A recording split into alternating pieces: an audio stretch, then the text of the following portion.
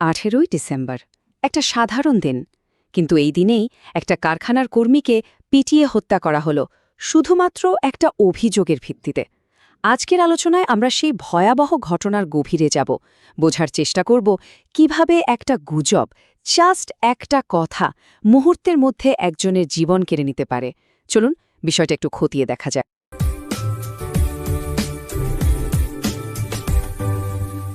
তারই গাছের সাথে লটকাইছে, লটকানোর পরে ওরে আগুন দিছে।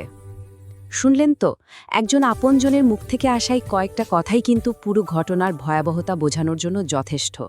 এটা শুধু খবরে কাগজের একটা হেডলাইন না, এর পেছনে লুকিয়ে আছে একটা পরিবারের অসহনীয় যন্ত্রণা, একটা জীবন্ত দুঃস্বপ্ন। তো চলুন দেখি ঠিক কী ঘটেছিল দীপুচন্দ্র দাসের সাথে। পায়োনিয়ার নেটওয়ার্কসের এই কর্মীর জীবনের শেষ কয়েকটা ঘণ্টা কিভাবে কেটেছিল, আমরা ধাপে ধাপে সেই ঘটনা প্রবাহটা একবার দেখব। এই টাইমলাইনটা একবার দেখুন, কি অবিশ্বাস্য দ্রুততায় ঘটনাগুলো ঘটেছে। সন্ধ্যায় কারখানার ভেতরে একটা অভিযোগ উঠল, আর তার কিছুক্ষণ পরেই সেটা বাইরে ছড়িয়ে পড়ল।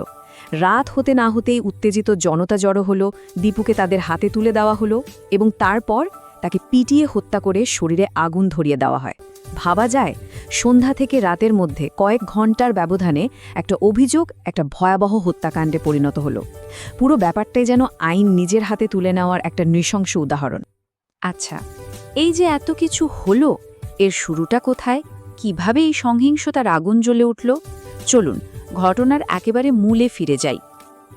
ঘটনার শুরুটা কিন্তু খুব সাধারণ, কারখানার লিঙ্কিং সেকশনে। সেখানে দীপুর কিছু সহকর্মী অভিযোগ তোলে যে সে মহানবী সাল্লাল্লাহু আলাইহি ওয়াসাল্লাম সম্পর্কে অবমাননাকর মন্তব্য করেছে। ব্যাস এইটুকুই, কোনো প্রমাণ নেই, কোনো যাচাই বাছাই নেই, শুধু কয়েকজনের মুখের কথা, আর তাতেই সন্দেহের একটা ভয়ঙ্কর ঢেউ ছড়িয়ে পড়ল। তখন তারা নবীজির দোষ লাগায়া মানুষের মধ্যে বিছায়া দিছে। দীপুর একজন আত্মীয়র এই কথাটা কিন্তু অনেক কিছু বলে দেয়। তার ভাষ্যমতে দীপুকে যখন মেরেই ফেলা হয়েছে, তখন এই গণরোষকে একটা বৈধতা দেওয়ার জন্য, একটা কারণ দেখানোর জন্য এই ধর্ম অবমাননার অভিযোগটা উদ্দেশ্যমূলকভাবে ছড়ানো হয়েছিল। এটা কিন্তু পুরো ঘটনাকে আরও জটিল করে তোলে, তাই তো? আমরা যা যা জানি তারপরেও এই ঘটনার বিবরণে কিন্তু অনেক বড় বড় ফাঁক রয়ে গেছে। এমন কিছু প্রশ্ন আছে যেগুলোর উত্তর এখনও অজানা, আর এই উত্তরগুলো না পাওয়া গেলে পুরো ছবিটা আসলে পরিষ্কার হবেই না। সবচেয়ে বড় আর প্রথম প্রশ্নটাই হলো, এই অভিযোগটা প্রথম তুলেছিল কারা?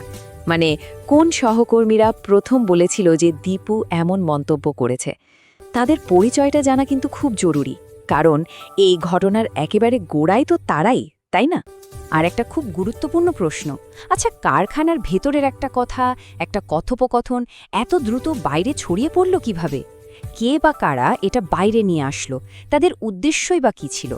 এই প্রশ্নের উত্তরটা পেলেই কিন্তু বোঝা যাবে যেটা হুট করে ঘটে যাওয়া কোনো দুর্ঘটনা, নাকি এর পেছনে অন্য কোনো পরিকল্পনা ছিল। যে অভিযোগের ওপর ভিত্তি করে এত বড় একটা কাণ্ড ঘটে গেল, সেই অভিযোগে ঠিক কী বলা হয়েছিল? দীপু ঠিক কী বলেছিল বলে দাবি করা হচ্ছে? কারা শুনেছিল সেই কথা? মজার ব্যাপার হলো, এই মূল বিষয়টাই কিন্তু এখনও অস্পষ্ট। মানে একটা শোনা কথার উপর ভিত্তি করে একজন মানুষকে মেরে ফেলা হলো, কিন্তু কথাটা ঠিক কী ছিল সেটাই পরিষ্কার না। অনেকে ভাবতে পারেন হয়তো অনলাইনে কিছু লিখেছিল, কিন্তু না, দীপু ব্যবহার করত একটা সাধারণ বাটন ফোন। মানে তার অনলাইনে কিছু পোস্ট করার কোনো সুযোগই নেই। এর থেকে কি বোঝা যায়? বোঝা যায় পুরো অভিযোগটাই ছিল মুখের কথার ওপর। এর কোনো ডিজিটাল বা লিখিত প্রমাণ নেই। আর একটা বড় প্রশ্ন হলো কারখানার সিসিটিভি ফুটেজ নিয়ে। হ্যাঁ, ফুটেজে হয়তো কোনো কথা শোনা যাবে না, কিন্তু কারা কথা বলছিল, তাদের হাবভাব কেমন ছিল, কে উত্তেজিত ছিল, এগুলো তো বোঝা যেত, তাই না?